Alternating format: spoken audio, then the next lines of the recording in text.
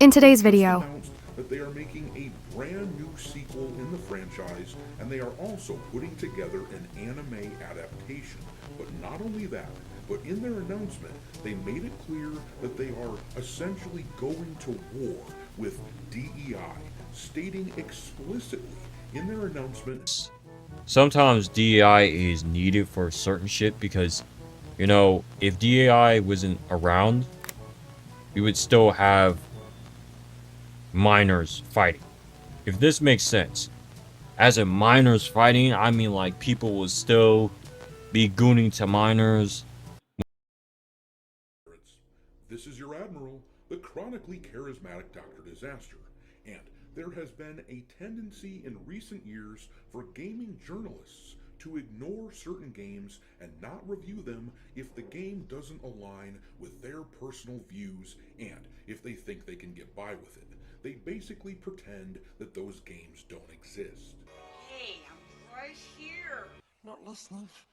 I'm not listening. The average game ends up getting somewhere around 60 or 70 reviews from professional critics on Metacritic. Claire Obscure, for example, got a few more reviews than usual, sitting at 84 of them, as you can see. But back in December, when Marvel Rivals came out, that game was a major release, but because it didn't uglify the Marvel characters and push the feminist narrative, it took weeks before they even hit the minimum threshold of 4 reviews to even receive a Metacritic score.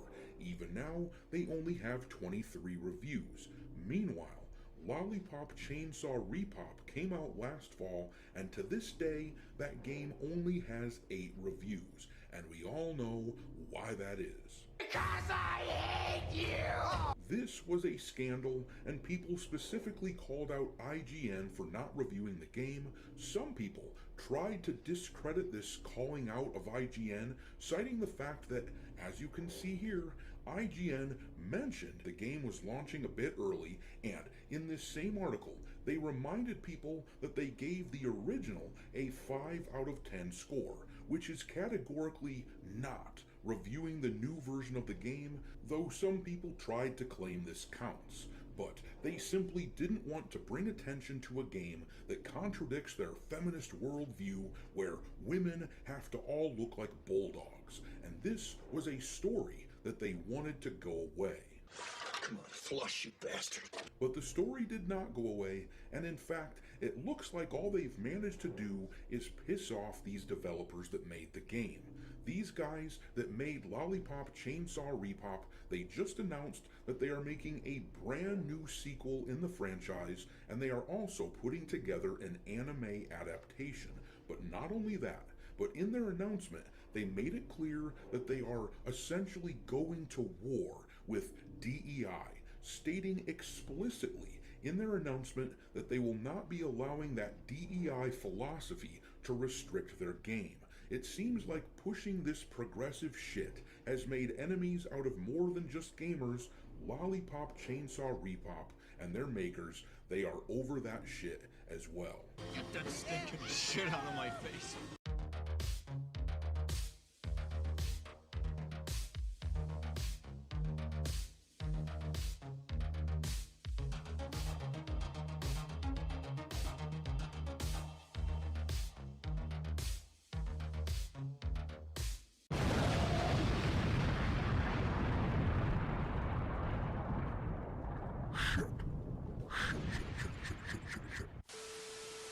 Alright, me hearties, make sure that you hit the like button on this video, share it with your friends, subscribe to the channel if you haven't already, and also, don't forget to follow me over on X, where my handle is Dr. Disaster1.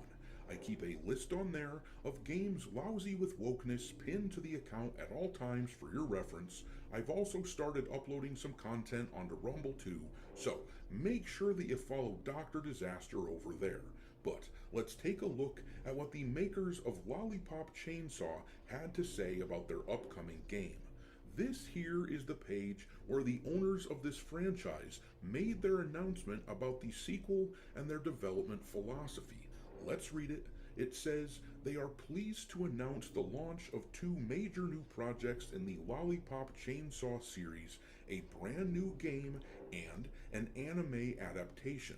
Lollipop Chainsaw is a zombie action game originally released in 2012, known for its dark humor and graphic gore. In 2024, the remastered edition Lollipop Chainsaw Repop was released to positive acclaim. With cumulative series sales surpassing 1.5 million units, the title has enjoyed enduring support from fans over the years. Under the strong partnership between Nada Holdings and Dragami Games, development is already underway on a brand new Lollipop Chainsaw title that both preserves and builds upon the appeal of the original.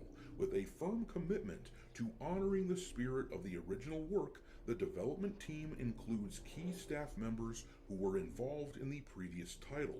The new project is also being developed with close attention to fan feedback. As with the original, the new title aims to recreate a world rich in dark humor.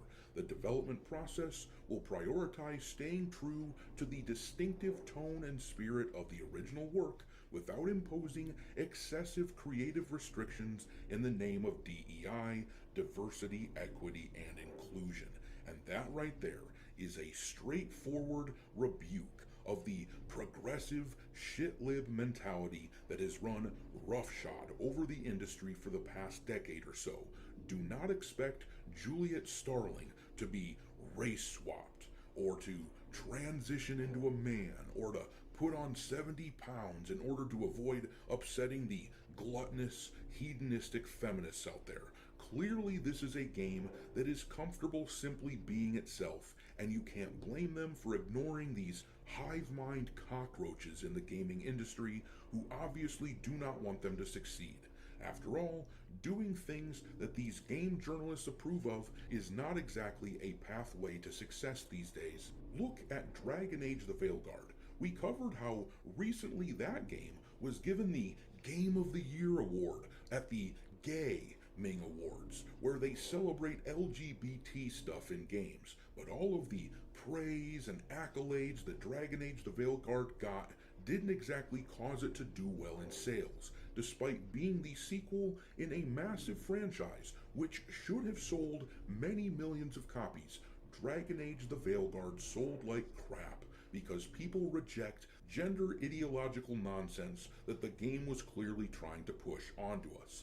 Meanwhile, a game like Stellar Blade was initially crapped on by these same game journalists who claimed that depicting Eve as they do in that game was somehow harming women. But look at how well Stellar Blade has sold. That game has over 2 million copies sold on the PC, despite releasing on that platform over a year after the game's initial launch. So, a studio like Dragami can either worry about chasing after the awards and praise of game journalists and end up like Dragon Age the Veilguard, or they can strive to be like Stellar Blade, which the journos despised, though now they're claiming to love it. But they can be like Stellar Blade and just try to please the gamers, the actual consumers of the product. This is a no-brainer if you ask me, especially when you throw in the contentious relationship that Lollipop Chainsaw has had with these game journalists over the past year. Look at this message that they had to issue last year. It says right here, it has been brought to our attention that there are claims we did not send out review codes for Lollipop Chainsaw Repop, and that is the reason why there are few media reviews for the game available. This is simply not true. We sent out codes to over 60 media entities a week before launch, as well as to numerous Steam curators. The inflammatory accusation that we were trying to hide something by not sending out review codes is factually wrong. We cannot speculate on why certain media outlets haven't published reviews, but the suggestion that we withheld codes to avoid critique is false. So, with that in mind, considering that this was the excuse that a lot of these outlets pushed in order to get us to back off from talking about how they didn't review this game, with that in mind, it is not surprising in the least that these guys would essentially declare war and embrace the sort of gamers who actually support them. Let's hope they end up successful in doing this. But I'm gonna leave it there. Drop your mockery. Guys, is everyone gonna be offended from what I'm about to say? Look, we're gonna look up Lollipop Chainsaw.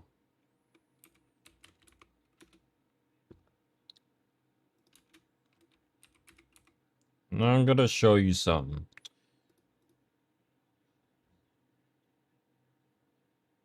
So, Juliet is at least 40, maybe. 1994.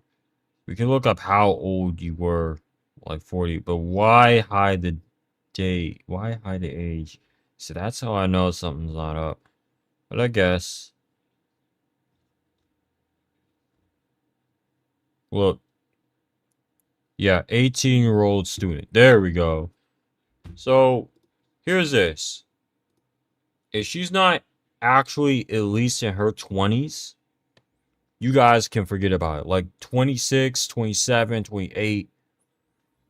If you're gonna literally have her be like 19 or something like that, still going to high school, you might as well just call everyone what it is. I'm not gonna say it, but let's just call everyone what they are. Because if anything, if Juliet is literally still 19 canonically, if that's a word, canon wise, whatever you want to call it, I just feel like everyone that's slowly against DEI to an extent, like saying this with a real sincerity behind it, like it's fine to be against DEI. I'm against DEI, honestly. There's certain things I don't even fuck with, even with the race swapping shit. I'm pretty sure they'll never race swap. Like, let's be real. Come on now. No one doesn't really do it like that unless there's poor directing and poor management. So yeah. So my point is like if this chick is still 19, you guys might as well openly admit it. Openly admit what you are. See now me, I'm not gonna do all that. I'm not gonna let you guys be like, oh well, you don't know what you're fucking talking about. What the fuck? Just because you believe that she's still gonna be like 18 in the timeline of the sequel, it doesn't really matter. I mean, that's the prime example I'm talking about. Doesn't really matter. Like, here's the thing. She needs to at least look like she's aged. Like, 26, 27. I don't care how you feel on it. I don't want to see Juliet Sterling being a fucking teenager for some fucking magical reason. It's like, what? Like, 2 years later after this and that, and she's still in high school. Like, that's just gonna annoy the fuck out of me. That's actually gonna make me not want to play the sequel. Like, guys, my point is that, like, some of these people just want to be here to goon. Let's just be real. Remember, the only reason why, and even though I'm gonna play Stellar Blade, 90% is here to goon. There is no, I'm here to, like, actually play the game authentically. And if you are, props to you. That means your mind is very stalwart in a way. Your brain is thinking intelligently without trying to think about, well, ass and boobs. But this guy right here, and anyone like him, they're not going to think anything less of it. But the whole reason why it's like that is because Stellar Blade is a 2B clone. Same shit. Camera goes under, you kick the camera. Like, no, it's the same shit. Look, my point is, bro, I just hope there's different races because, I didn't really see anything in Lollipop Chainsaw, like any different characters, black, white, black, Asian, Mexican, none of that. I never saw anything else. I just saw white. That was about it. But again, that is 2010 gaming for you. Just pinnacle of everything. Yep. Look, guys. My point is, to keep it short and simple. It's just sometimes DEI is needed for certain shit because, you know, if DEI wasn't around, we would still have minors fighting. If this makes sense. As in minors fighting, I mean like people will still be gooning to minors when they're like at the age of 28, 27, 26, 25, 23, like out of high school type of motherfuckers. Because that allows pedophile developers to make it excusable to the timeline, making it canon. So my point is, DEI is sometimes needed depending on the circumstance of certain video games. Even though they're about diversity and about a bunch of other stuff, but age, I will admit this, they get on top of that like no other. But when it's these people that aren't DEI, they just leave it how it is. Disturbingly enough, they actually indulge in it, and they sit there with a bunch of other creepy ass motherfuckers actually indulging in disgusting activities. So I'm gonna leave it there and just, you know, let your mind kind of understand what I'm saying here. Sometimes DEI is a good idea, most of the time it isn't. Anyways, guys, gotta protect the people out there. I'll see you guys in the next one. Peace out. Hi, I'm Lucy Christian. I am the voice of Otako Uraraka, and you should subscribe to Neusxanity's channel. Peace out!